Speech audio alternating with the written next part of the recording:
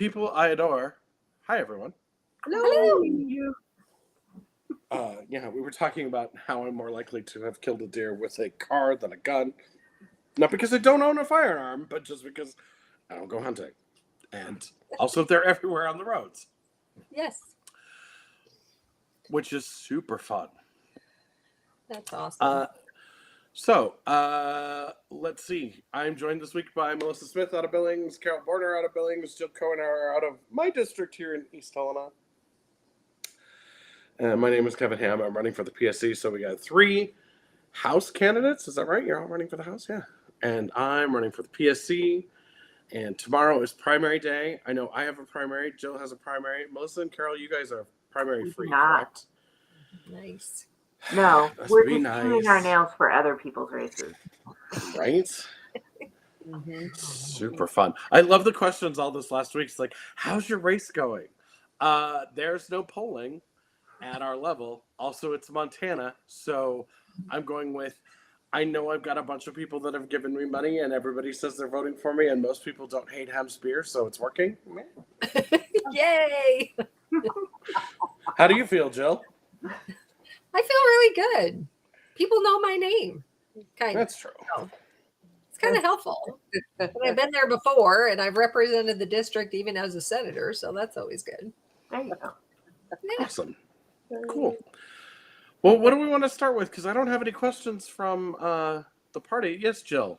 I have a really good question. I've been thinking about this for weeks, but I think I want, let's try to brainstorm some ideas about how do we, as candidates, as Democrats, how do we get people who are voting to not vote on their fear, but to vote on their ideals and what they want the future to look like and what do they want the world to actually look like. I think, we have a unique opportunity to actually form some kind of, I guess, to put our ideals out there and what we think we should do. And I really want us to kind of just brainstorm about, how do we get people who are voting for us to see that you shouldn't vote on the fear that they dangle in front of you. Like, I'm going to take your guns or I'm going to, make you have a vaccine or whatever. How about if we think about, what do we want our friends and neighbors to have? Should they have housing? Should we all have health care? Should we have quality childcare available to people who need to go to work? I guess that's kind of what I've been thinking about for a couple weeks. And I'd like us to kind of at least take a stab at coming up with what does the world look like and how do we get that word out to people? Sure. Melissa, you want to go first? Yeah, but I'm going to tell a story of Jenna Martin. Okay. So who's not here tonight? Who's not here tonight, right? Let's give her the side eye. But I've learned so much from her. So, because Jenna's not afraid to pick up a phone and call somebody from somewhere else and ask them how they did it. But she, back when we were first sort of getting to know everybody, she's telling the story about how she called Georgia and managed to talk to somebody from Stacey Abrams' campaign about how they turned Georgia blue. And among many things, one of them that was actually critically important is that they focused on positive campaigning as opposed to fear-based campaigning. So, and I remember really clearly the example that Jenna gave because it was like top of mind at the time is, we're canvassing, we're running for office not to keep Republicans from, rewriting our Constitution because we're 2 seats away from that.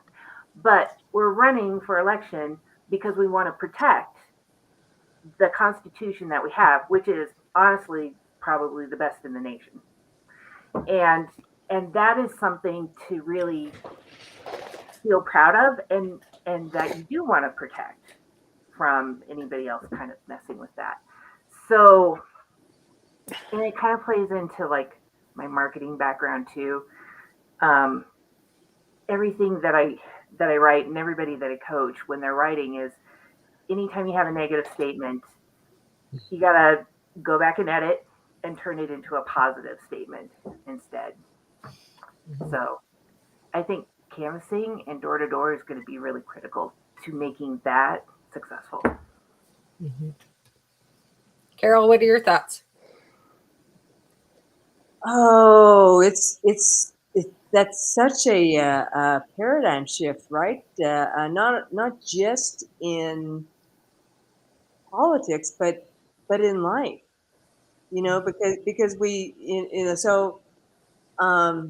I dabble in many things, and one of the places that I've dabbled in is the four agreements, and Don Miguel Ruiz talks about domestication, and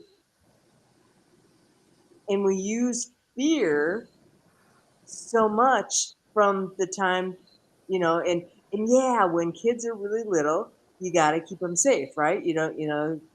Well, hell, I let him. He was walking in when he was a year and a half, and I just let him run out in the street, and So you got to keep those kids safe, but what point do you? I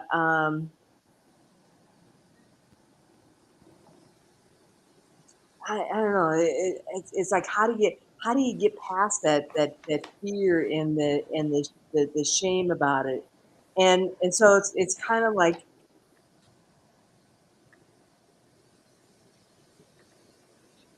Yeah, so that's a great way to think about it, and I'm struggling a bit because I'm like, yeah, my values are that, and we talked about this a bit that last week, not around my values, but about treating people decently, like being decent to people regardless of of who they are, and accepting people, where they're at, as opposed to where I think that they ought to be, and wanting the best for each other, as opposed to dragging other people down. So, and I want to speak to the Constitution, because I was 10 years old when the Constitution was drafted, and May Nan Ellingsworth is going to be on one of the Yellowstone County Breakfast Club things on Wednesday, and I've heard her speak on YouTube and whatnot before, and I just am like so excited. So I've got to make sure that I'm awake on 7:30 on Wednesday. But to think about how much our Constitution, the Montana Constitution, is really looking out for future generations. And we are such a in the moment, me society, that it's such a stretch to be thinking about, future generations. And and and I think it was Skylar that I was talking to at the Truman dinner, and it's kind of like, and one of the reasons he was running was because because his generation has the most to lose. And I actually worked. I was talking about. I worked on his home reservation, and the years that I was there, he's like, "Yeah, I wasn't born yet." Anyhow, but it is truly, those people that have the most to lose is those future generations. And so I guess I just want to kind of tie it all back in, is that, who am I to say how somebody ought to live their life? Because I'm not living their life, and I'm more at the end of my life than you all and Skylar, for sure. But how do you help keep things progressive? Because I'm thinking we're circling the drain. And how do you get so that there's so much water that you're not circling the drain anymore. I don't know if that's the right analogy or not, but anyway, I feel like I have talked my fair share now. I will shut up and move along. Great question though, Jill. Yes. Well, and I'll take a stab at my answer is always that I don't just do the attack. Fear doesn't work for me. Like anybody goes, "Oh, you should fear this." I'm like, sure. Moving on. Um, so it's never been a good motivator for me anyway. So I don't really understand how it motivates anybody else to do anything worthwhile. I do like asking them what they see that is wrong and telling them if they vote for somebody who wants to fix it, we can fix it. The one that I have, that I think works the most is explaining to people that if you're voting for somebody who doesn't believe government can work, it's a self-fulfilling prophecy. You are literally setting government up to fail at that point. Mm-hmm. Because even if you don't like government, and who does? I mean, really, nobody likes having to be told that, oh, you have to function slightly better for the good of society around you, or things are going to go to hell. And it's hard when you don't always agree with all of the things that are in there, and sometimes you get really upset about it because they're doing things that you would never agree to, but somebody else decided it was important, and you're part of the society, so now you have to do it. And everybody decides that they're going to get angry, and they're just going to take their toys and go home, and nobody's going to be in that sandbox, and I'm not talking to anybody else. And that's the end of it. When the truth of the matter is, yeah, there's plenty of things that the government spends money on that I wouldn't prioritize, but that doesn't mean that they're necessarily bad. It just usually means I don't have a priority for it because it's not something that affects me directly. And I would like to point out, other than being gay, yes, I am. I am playing life on easy mode. I know, but I'm playing life on easy mode. I am a cisgendered white male. It doesn't get much easier than me, and unless I do something like paint my nails, color my hair, and wearing my shirt that says Gonko Bear, I can hide. Yeah. I choose not to. So fear really doesn't do it for me, honestly. But I had a couple of people over the last week that were like, well, what is it that you can do that nobody else will do for the PSC? Because they were leaning towards voting towards my opponent. And I was like, well, the biggest thing that I will do is be loud and do the one thing that nobody else expects in this, and that is continue to be loud. Like, I'm not going to change I'm not changing who I am in this race. I'm not going to change who I am when I hold the office. You know, I represent a bunch of the people of Montana when I hold the office, but they're the ones who know that we need to have somebody who's kind of loud and obnoxious, who's willing to go, no, pumpkin, we're going to take a look at that. And we're not going to be dicks to the public. We're actually going to just do our job. I know, shocking. What an idea. And it was a couple of little ladies, and one of them was like, I swear to God, and she was just delightful, and I can't remember her name. She had to have been 300-400 years old. She was so cute.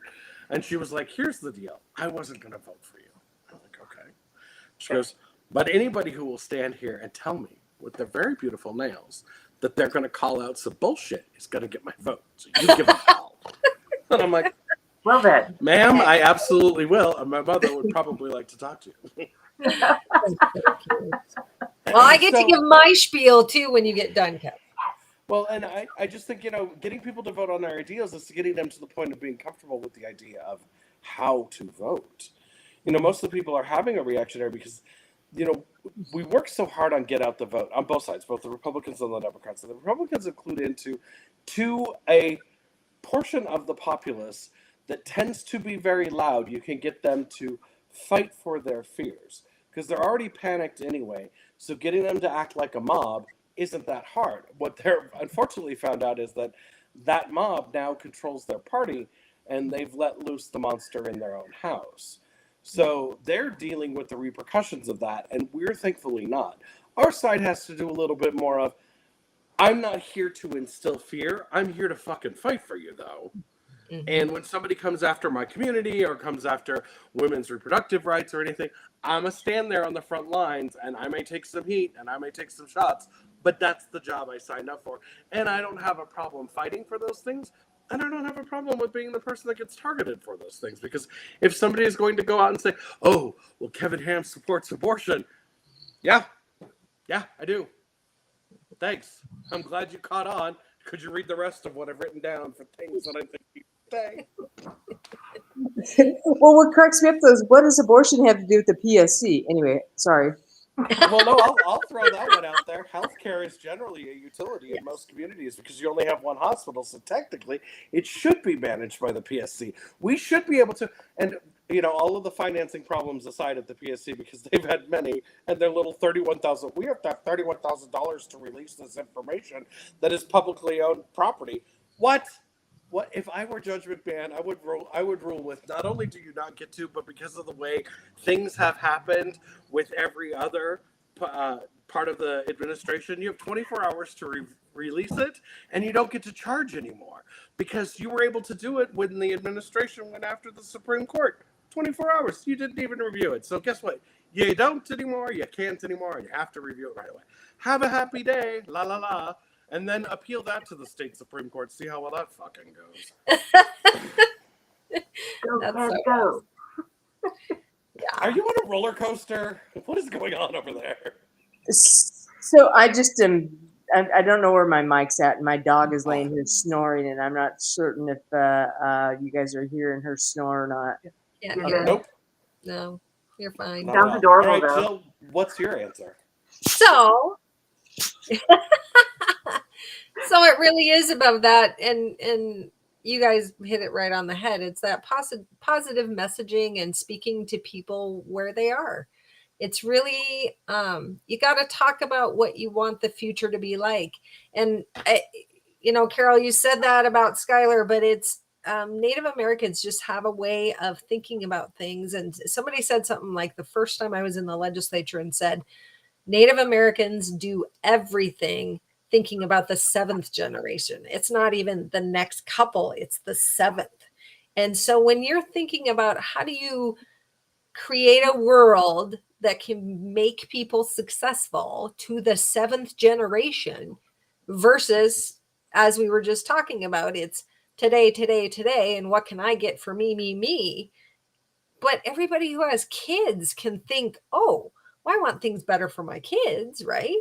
And I want better for their kids. So what do I have to do? What do I do? What do I do to actually think about how do I want the world to look then?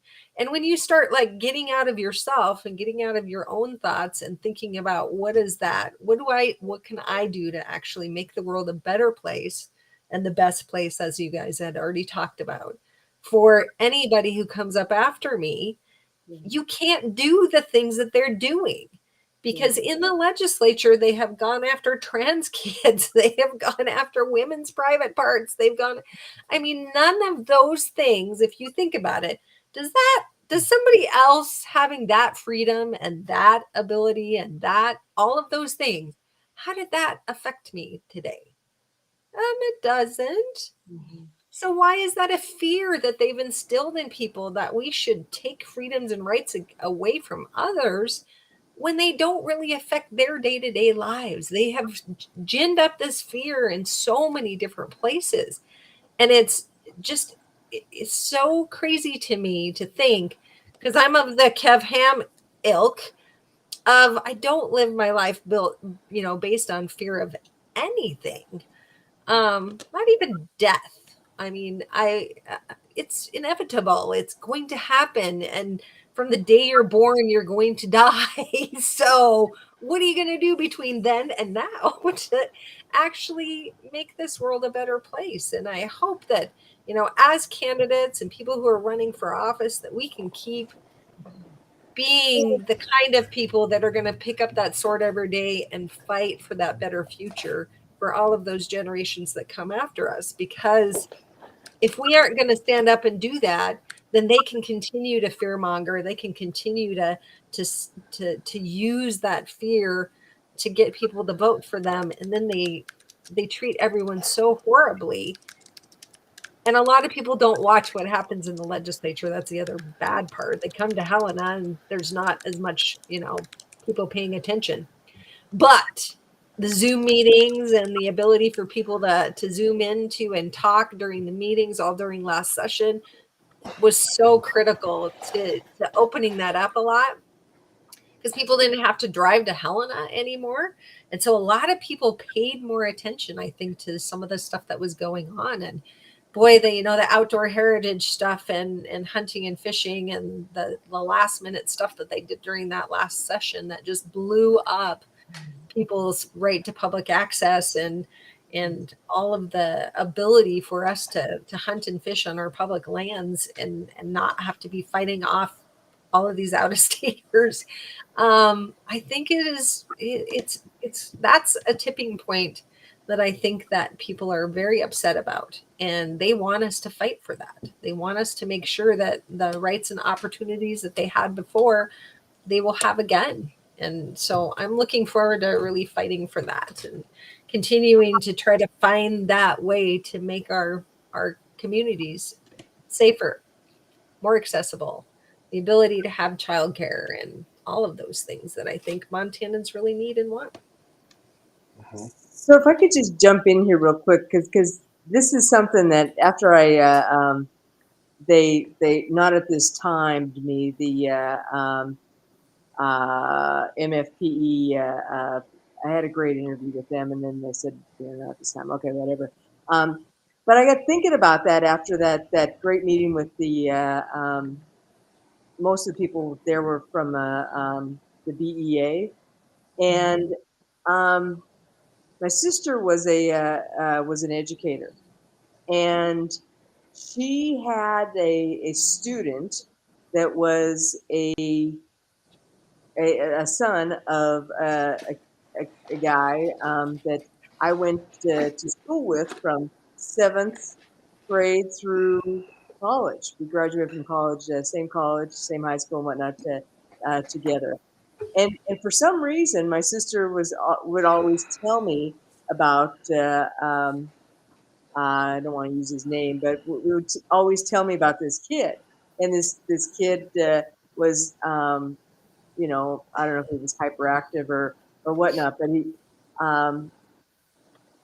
but he was in public education, and my sister, I know, did her darndest to make sure that he had a really good education. And his dad, that I went to school with, died a couple of years ago, and he was beloved around the state, and I wondered what happened to his kid. So I Googled him, which one does, and fucking A, this kid has a PhD in something, I don't know what. But he is researching genomes and is moving towards a cure for cancer. That's amazing. I know. Now that kid has realized his educational potential. Mm-hmm. How do we make sure that what the Constitution says, how do we make sure that every kid in Montana realizes their full educational potential? And that may look like a totally different educational system in Montana, and I'm probably not gonna see it. But what if we started down the road of building up public education as opposed to doing all that the work that's been done to tear down? And my guess is that we never really have fulfilled the obligation that the Constitution has challenged us to fulfill. That my guess is that we, well, I don't know that free education is the way, but maybe it's a drastically reduced tuition at the university system. Who knows? I'm not an educator, so I don't know what the answers are. But man, what if we started really just lifting it up as opposed to not?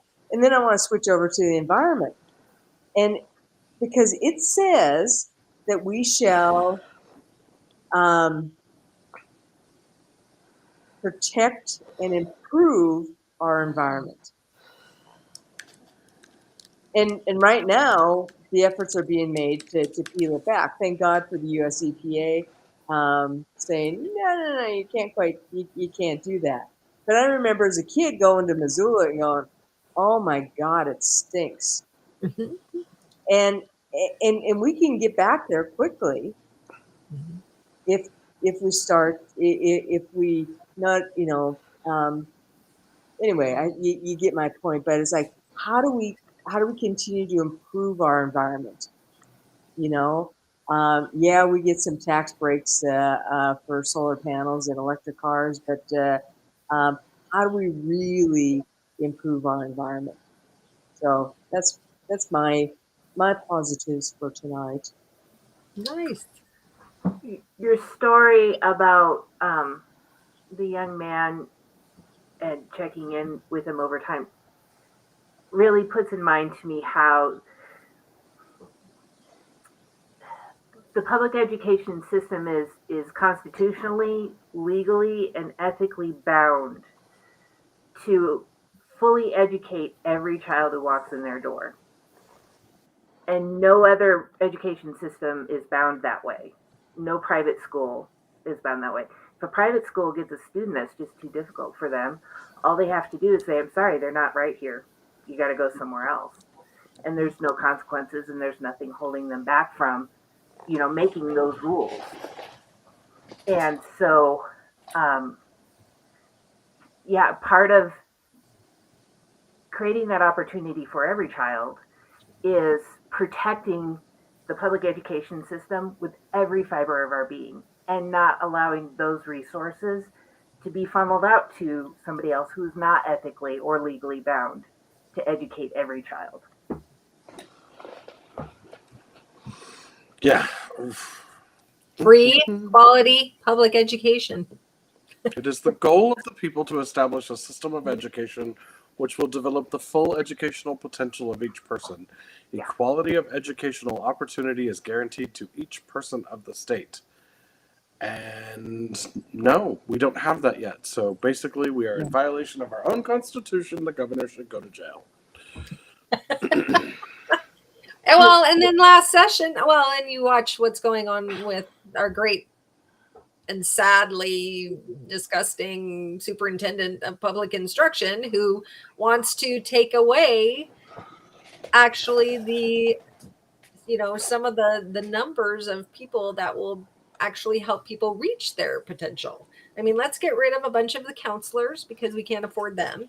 Let's get away, throw the librarians away that are probably some of the only people in the school that can reach some of those kids.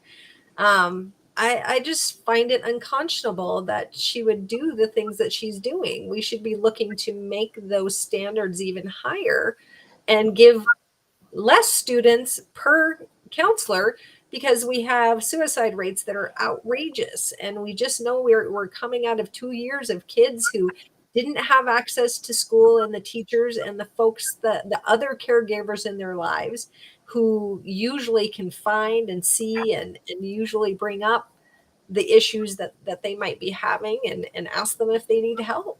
And we know that our suicide rate just ballooned because we didn't have those people that could look at those students and be able to see what was going on with them.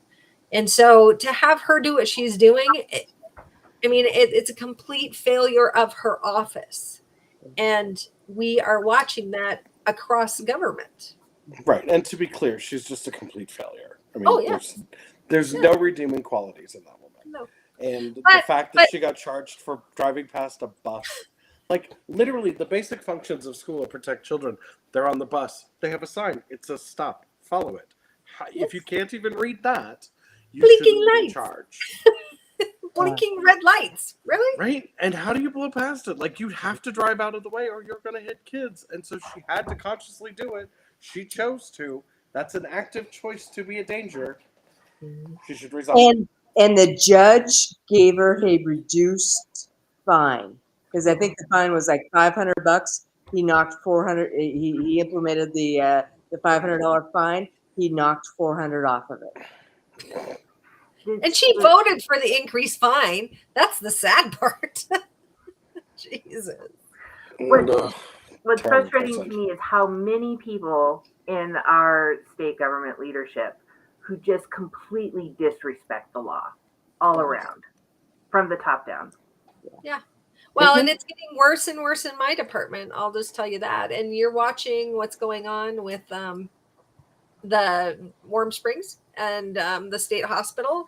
And now we've essentially hired somebody who is a privatizer. Yeah. So what do you think is going to happen to that state hospital? I think it is very unlikely that it is going to continue to be able to take folks and to help them when they need it, and to keep people out of the jails that have mental illness but commit crimes because of their mental illness. I just am sick to think what this is all going to look like in the future, because we're watching this happen. We're watching the privatization of our state resources and our state services that provide the transparency to the taxpayers and the ability for, folks to get the help that they need. And we're just not going to have it. I'm scared. Yeah, it's terrible. All right, from could we talk about the housing crisis? If we have any solutions in Montana, I could talk about the housing crisis, because the housing crisis is terrible and it's only getting worse. But I'm not going to talk first because I've already talked on this before, and I don't know if everybody else has. I honestly, I'm not a particular thought leader in that respect, except for that I know there's a problem. I see it happening to my friends and my family, both trying to buy a house, but also the problem with rents going up too, because all the rental properties, or even homeowned properties, got sold to corporate interests who are just out to make a dollar. And the only solution that I have for that is regulation, which apparently we hate. Oh, well, I can talk to I don't that know in a what minute. Carol, do you have something to add? So the last legislature took and knocked took the knees out of the local governments, because Gallatin County, I believe, had the ability to in their codes to assure that there was a variety, that builders had to provide a variety of housing, and Billings had something similar happening, and and to take that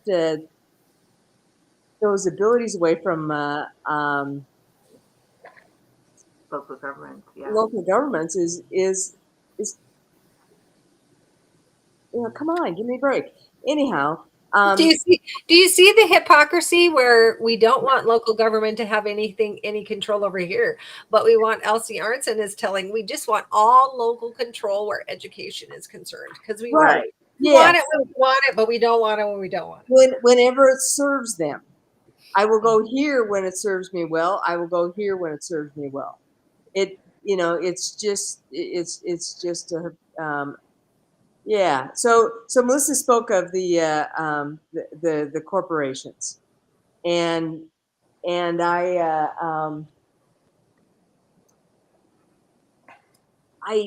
think that there's got to be a way that we could regulate.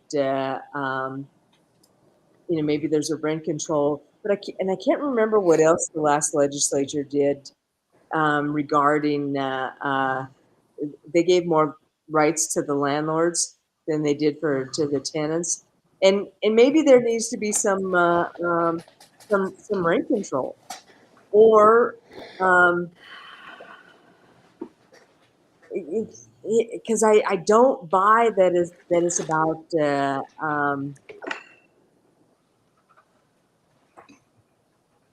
I don't buy that it's about income, because I think I buy that it's about capitalism.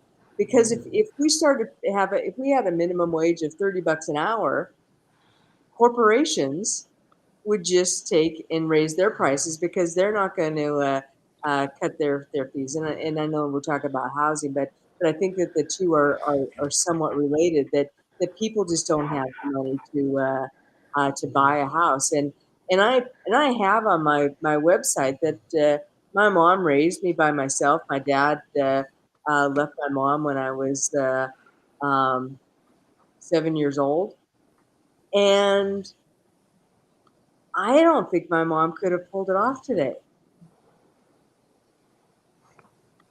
No. which is really sad.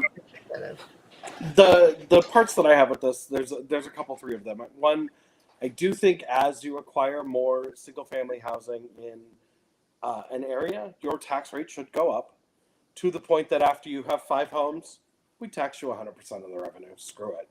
Yeah. I think that rent increases should remain a consistent maximum amount per year, regardless of tenancy. So if someone leaves, you can't just jump up the rent because that affects the market too much. And I honestly think if that's too much for you to handle, you should get out of being a landlord, because you are talking about a necessity.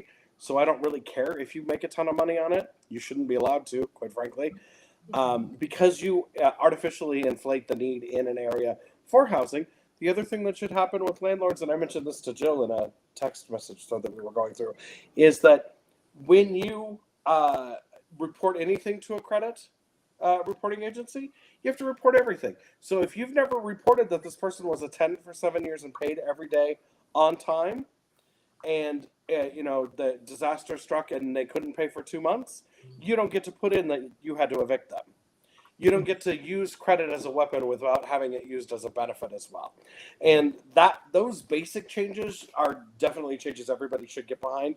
If the Republicans don't like that, screw them. We should still find a way to pass it, because the whole thing is if you're not reporting to credit agencies, then rent isn't accounted for in your credit report, which means the banks don't look at it. And so you may have been paying $1,200 a month in rent for years, and they're telling you you can't afford an $800 a month mortgage because they don't see you having made those payments. Mm-hmm. And that's an unacceptable abuse of the credit system and banking system in the United States that stops people from getting home ownership. So, those whole functions right there are pretty basic, and they need to be ironed out and made more fair. And this is not about punishing landlords, which some of my friends who absolutely hate landlords will hate me saying, but it's really not about doing that. It's about making the market more fair for everybody, because ultimately you should be able to own your own home. And you should be able to afford and pay for your own home. Right now, the problem that we're having with the housing crisis is the same problem we're having with gas and everything else. There is massive demand, and on top of that demand, there is massive greed that's going on and price gouging that isn't being taken care of, because we have a bunch of people in power who think that, the fair market will take care of it. The problem is the fair market, when it gets out of whack like this, crashes, and then we all have to take care of it. So it's not just going to be one person's problem soon or a couple people's problems soon. It's going to be everyone's problem. And we have a bunch of people who are not very skilled at solving problems that are in control, and it's going to get ugly. And that's the real issue that we're all facing, is that, housing is a problem. The cost of food is a problem. The fact that there's no formula is a problem. But we can't fix it when we have other problems, like an administration that doesn't want to actually do its job, a AG's office that's more interested in making sure that people can flash their guns at a restaurant than making people safe, police departments who aren't willing to do their job and are willing to let children die instead of stepping in and actually doing the thing that they were fucking hired and trained for. You have a bunch of people who are willing to only get in a fight to protect their right to have a gun that when it fires a bullet, if it hits a body, it goes in the size of a dime and comes out the size of a grapefruit and will have shredded all of your internal organs, because of the way that energy works when it goes through a body. Even the internal organs that it didn't touch directly will be shredded, and you're more interested in making sure that people have that in their house than making sure that kids can go to school. You are actively making the world a shittier place. And that's the problem. Everybody talks about all of these things like they're not interconnected, and every single one of them is interconnected. Every single one of them is about whether we make the world better or we make it worse. And if your constant focus is on, I need to have the most money in my pocket and I need to have guns at my side every day, you are the problem. End of discussion. And if you don't like hearing that, let me say it louder for you. You are the problem. And until you take responsibility for your actions and make it better, the rest of us have to fight harder for it. And I'm not going to stop. Jill isn't going to stop. Melissa's not going to stop. Carol's not going to stop. Anybody who's been in these programs isn't going to stop, but we're not enough to do the changes right away. But we can certainly throw up the bulwarks and stop things from getting worse. And that's what we're doing. But that's a lot of energy wasted that we could apply to things, making things better if the rest of you would step up and join us. So when you go out and vote tomorrow, if you haven't already voted, you need to look at those ballots and go, hey, who on here is actually going to fight? And sometimes we're going to fight for things that you don't 100% agree with, because I know there are a bunch of people out there that are like, nah, Kevin, I think you're a great fighter, but I don't really have that much to do with the last 3 colors of the rainbow. Don't care. And fighting for 90% of the things that you like, that's the fight you want to be in.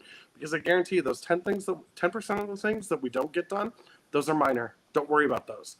Worry about the 90% that we all fucking agree on and get it together. Mm-hmm.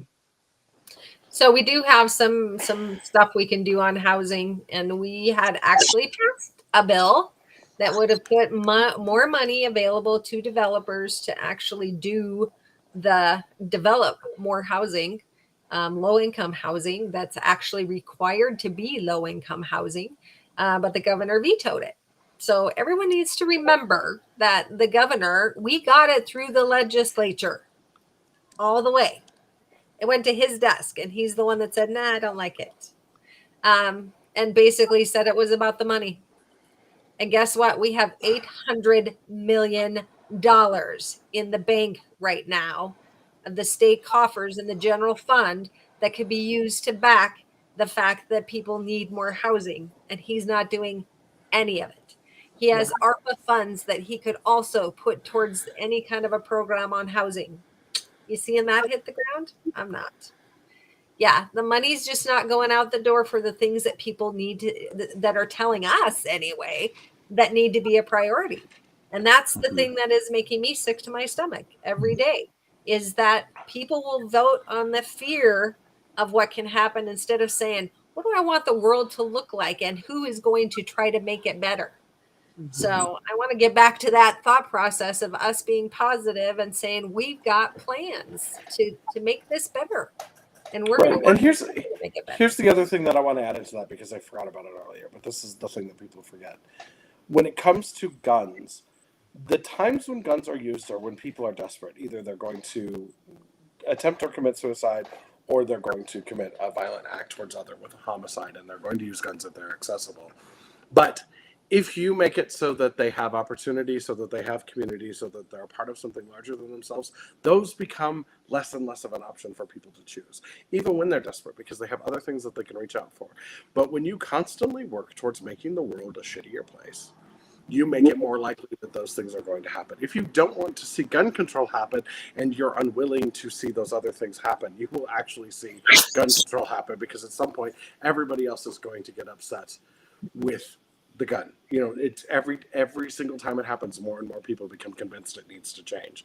Now, if you want to make this better for everybody, you can step in and say, hey, let's find a way to make community better. Let's find a way to make, resources for people to get an education better, to become part of, get a job that they like, that they enjoy, to be able to get educated in the way that they want. All of those things end up costing less than the lives that we lose with gun violence.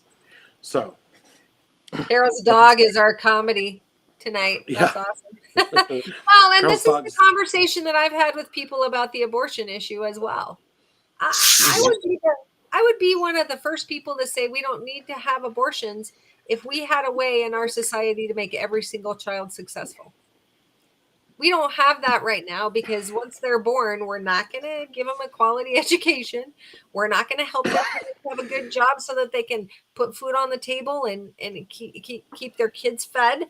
We don't care about anybody that is low income, that could basically to make sure that they have the ability to raise kids that are 100% successful and not hungry when they get to school. We have to feed them at school right now. That makes me sadder than hell. So until we get to the point where we have all of these things where people can, I'm so fascinated. I love the fact that some communities are doing that basic level of income, And what they're seeing is there's much less violence in those families. There's much less, they're not fighting with each other about where their next meal is going to come from. So they have a basic level of societal assistance that basically is keeping them even enough that they're having a better life, and they actually can take the time to be with their kids, number one. Number two, they're also able to get a better education because they'll take classes because they're not so worried about their 3 jobs. Maybe they got to have 1 job. And so the society is a better place for it. But all of these good things just get taken away because we got to make money and it's got to go to my contributors and me. Yeah. You just can't do it. It's so I think abortion is a great example for me personally about how to have a conversation with somebody who is like, no, we can't do that, but also they're not able to have a conversation about any other alternatives. There's still a middle ground though. And I've honestly been able to have this conversation forever and ever, is that, okay, we both agree that our society would be better if we could lower the abortion rate, even maybe eliminate abortion. But outlawing abortion is not working and it's endangering lives. So where is our middle ground? Well, why do people have abortion? So then you look at equal pay, availability of childcare, paid family leave, all these things that genuinely support families so that they're not put in a position where they have to choose whether or not they can afford another child or even afford to have a child, even if they give it up for adoption, because healthcare is a nightmare in its own way, But there's always a middle ground, in my personal opinion. There's always a middle ground, even on those very hot topics. You just have to get past that there's only one way to do this and figure out what that is. Also, I see Brandy's comment, and congratulations, Brandy. Yes. Yeah, she was late getting in. Sorry for the tardiness, but she gave birth 9 days ago. Congratulations. And the baby is super cute. But she disagrees with Jill on abortion. I also sit with Brandy on this one, and this is one of those things where it's like, I don't have a uterus, but I see it as Melissa, a false equivalency when it's like, oh, well, what are the reasons for having abortion? Don't know, don't care. Like, that's not my gig. I'm not the one who has to put a body through 9 months of distortion and then deal with pushing out a giant fucking watermelon through a tube the size of a straw and then bleed for 9 weeks and smell of meat. All of these things I have just found out. Like, Brandy has been really You're good about 100% correct. Yes. all of the scary things that happen with giving birth, and I'm like, one, I am so glad I'm gay. This is not an area that I'm ever going to be near. It's so terrifying. And like the fact that, oh, it's a miracle, we just had a baby miracle. Birth, fucking nightmare. Like, there is nothing about that sounds like a good idea. I was up in Shoto talking with some constituents, and one of the ladies was like, she was talking about how she was 6 months into her pregnancy and she panicked and called her mother and said she didn't want to go through birth, and her mother started laughing at her. It's a little too late. And it was at that point, and she's like, and I totally get that, but also I was terrified and didn't want to go through this because I was in so much pain and my body was distorted and I was, it was just weird and nobody really tells you anything. And I was like, nobody tells us anything at all. Like, I remember what sex ed was, and it was basically, don't do it. If you do, here's a condom. Hope it works. That's not education. And all of the things that, Brandy has been telling me as she's, this is her, I don't think I'm talking out of turn. She's, had 2 children in the last couple of years. And there's so much that the body goes through to have a child, that to tell someone that they absolutely have to do this because of the miracle of conception, which I honestly think is the accident of conception 90% of the time. It's like, oh, I'm pregnant. Man, might as well take this one. Seems like a more reasonable conclusion that people come to rather than woohoo every time it happens. Yeah. Followed by, there are a lot of people that are like, no, I don't want this. This is dangerous. I can't have this. And for us as a society to say, well, we have to have a conversation with you about why you want to have an abortion. That seems wrong. I feel that is wrong. Pregnancy is 100% of the time a dangerous, life-threatening condition. Don't let anybody tell you otherwise. The thing of it is that we still have to we still have to act as a community. We still have to acknowledge and try to work together as much as we can, the whole community. And there's always going to be a minority who is going to disagree with something. And there's no middle ground for that, certainly. But,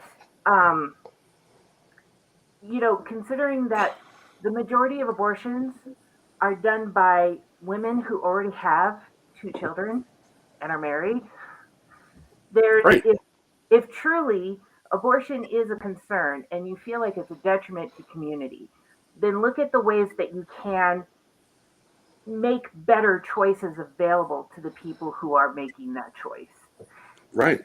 There's Yes, always and Melissa, I really wanted to say that exact same thing to Brandy. I was actually using abortion as an example of something else, Yeah. and then we went down this Yeah. road because Brandy came in late.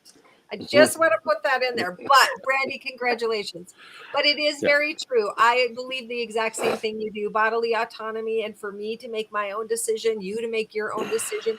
Everyone needs to make their own decision based on their life and what is happening to them. And my ability and everybody's ability is guaranteed by our Constitution. You don't get to get in my stuff and tell me what I'm going to do with my own body. I am 100% behind you on that. But I was using that as an example of if they really believed it and they weren't being hypocritical, then they would be doing these other things as well. And they are not doing those other things as well and trying to make an environment where these decisions are made in stress and not within a loving ability to decide one way or the other in a happy moment. A lot of it is not in that happy moment. It's in a scary moment, and that's what makes it so sad. And we don't have a society that is set up to make these kids, every one of these kids, if they are wanted and they can be had, to make them successful. And that was basically the entire thought process. So I did want to answer Brandy because she said, she called me out directly. Right. Yeah. I'm gonna we've all kind of had our discussion on that one. I want to change tax back to gun responsibility. This is for Brandy as well. I'm curious about everyone's take on Matthew McConaughey's op-ed on gun responsibility instead of gun control. I hadn't read this, but I just read it because it's very short and it's stupid. Well, okay, let's be honest. It's not actually stupid, but it's using a bunch of weasel words to get around the fact that he believes all gun purchasers should require a background check. Unless you're in the military, you should be 21 years old to purchase an assault rifle. No, you don't need one. You really don't. Sorry. He's talking, his number 3 is red flags laws should be the law of the land. The problem that I see with those is in a lot of cases, the red flag laws can be instituted by racist cops who have gone out and decided to charge you with a felony, so you all of a sudden lose your gun because they need to control you. So I have problems with that as well. He does bring up number 4. We need to institute a national waiting period for assault rifles. Let me read that correctly. And that's about access. That's putting things in a fit of rage. I still think it'd be better to put insurance on them and make sure that there's a full waiting period and limit the purchase of ammo. Sorry, you can have whatever gun you want, but your ammo stays at the rifle range. That's the way it goes. Yeah, allow gun companies to be sued. Absolutely, and allow gun sellers to be sued the same way bartenders can. Sorry, you served 350 rounds and 2 AR-15s to an 18-year-old? You should have known better. Yeah. Like, point blank. How did that not raise red flags? That should have been an entire field of red flags. Red flags. I just want to point that out. Yeah, but even the bartenders have, specific guidelines spelled out for when they do need to make that call. And yeah, but one of the guidelines is guidelines when you feel someone's had too much. Like, that's not a very specific guideline other than you as a bartender and a reasonable adult can go, shouldn't serve you anymore. If somebody comes in and buys 350 rounds and 2 guns that literally can cut people in half with 2 bullets, what? Yeah. What? I have questions. No. I like what Brandy had to say about framing that as the same issue as over-serving is kind of brilliant. She wants to see the PSA for that. I like it. I think we could do that as an ad. I'm willing to put that together. That's You awesome. know? Amazingly enough, tonight I think we've answered 4 questions. We're coming up on 5 minutes. I'm so thankful for you for joining me tonight. And I'm thankful, Girl's Carol, dog. for your dog. Girl's dog doesn't want us to end, Kev. That's perfect. It's it's so stressful right now. I'm trying not to let my anxiety get the better of me because tomorrow is primary day, and I hope everyone has voted. I hope everybody that can vote for me voted for me, but more importantly, I do hope that everybody has voted and been a part of the process. Because one of the things that I think everybody needs to know is that democracy only works if we're all engaged, if we're all involved, and there are plenty of people I know and that I actually, on some level, like and or love, that do not vote the way I think they should vote. And that doesn't make them idiots. It makes them frustrating, certainly. But I respect the hell out of them because they're still involved in the process. And there are so many people who I see, and it'll happen starting on Wednesday. I will see a bunch of people, I didn't know an election was happening. I didn't vote. I probably should have, but I never do. Blah, blah, blah, blah, blah, blah, blah. No, I don't want to hear that from anyone. What I want to hear from everyone is not only did I vote, but I made sure that 4 of my neighbors were registered to vote. I made sure the people I hate next door were registered to vote. I did tell them it was the next day. So that's less of an issue here in Yellowstone County because we have marijuana on the ballot again. We're like, Love you, Brandy. Now.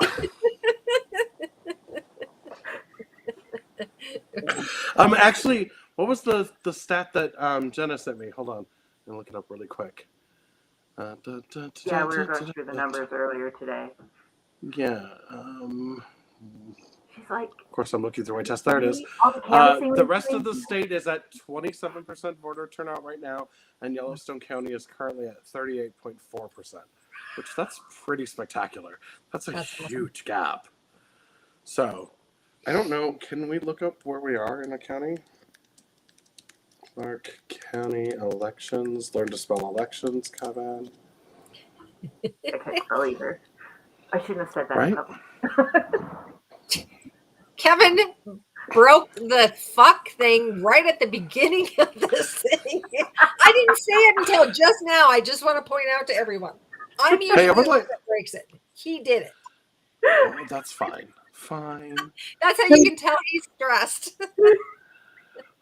Well, I would like to point out, I've been pretty good on a regular basis of just being all, we're going to get through it.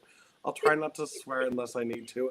And then we have all these fucking shooting disasters, rent going up by $800. A gallon of gas is now $7 in some places.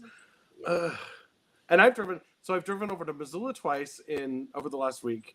I've driven to Shoto, and I've driven to Flathead.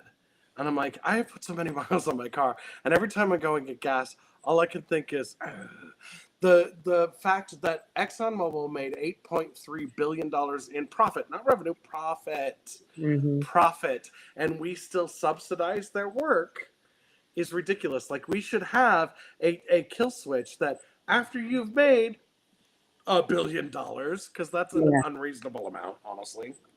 Yeah. In profit, everything else comes back. You don't get any more. And people are blaming Biden. Give me a fucking break. Yeah. Right. So I just want to share real quick. My my oldest great nephew turned 18 on May 1st. Yeah. And I don't remember when it was, but brought him over a registration form, and he filled it out and mailed it in. And I kept looking at it, looking to see when he was eligible to vote. And so finally he wanted to vote. And so I was downtown, and I told him I was downtown, and I said, I'll meet you and whatnot. So I went with him while he registered to vote and while he voted. And I think that he did vote because he believes that we've already voted for the recreational marijuana once. Why would we vote again? And I just was so proud of him, and I was trying to share a picture of him, but I took him out for a burger afterwards at the Burger Dive, and it was funny because he was so proud to get that I voted sticker, and he puts the I voted sticker on, and so I took this picture, and he's pointing at the I voted sticker, and I'm like, man, hopefully this instills in him that this is, I don't know that I want to say your civic duty, but this is democracy in action. You can make a difference. And in the school board election, one of the guys who wasn't crazy lost by one vote. So Literally one vote. Oh my gosh. Yeah, he lost by one vote, and he wouldn't ask for the recount. Well, you shouldn't have had to if it was within point Well, 5. So it was 2 votes, and A then recount is automatically triggered when it's that close, but he had the right to ask for a hand recount. Yeah. And he didn't. yeah. Should have. So I'm looking at the numbers from the SOS because I love this shit. Hold on. Lewis Clark, Flathead, Teton. Where's Lake? There we go. So I will give you some numbers just to wrap this up because we're past 8 o'clock. Yellowstone had 79,124 ballots go out. 41,433 have been turned in for a total of 52.36%. That's pretty spectacular. Yeah. However, Teton County had 2,819 go out, with 1,668 coming back for 59.17%. Wow. Lewis and Clark had 33,647 go out, had 15,361 come back in already, which is 45.65%. Lake County had 13,264 go out, had 5,702 come back for 42.99%. And Flathead had 45,336 go out and 16,292 come back for 35.94%. So of the 4 counties that I have to deal with, Flathead is tailing. But Lewis and Clark doing a good job. Teton, spectacular, and Yellowstone is actually doing really well. So I'm very impressed with everybody. Just in looking at it, I think that Teton has the highest percent. No. This is actually great.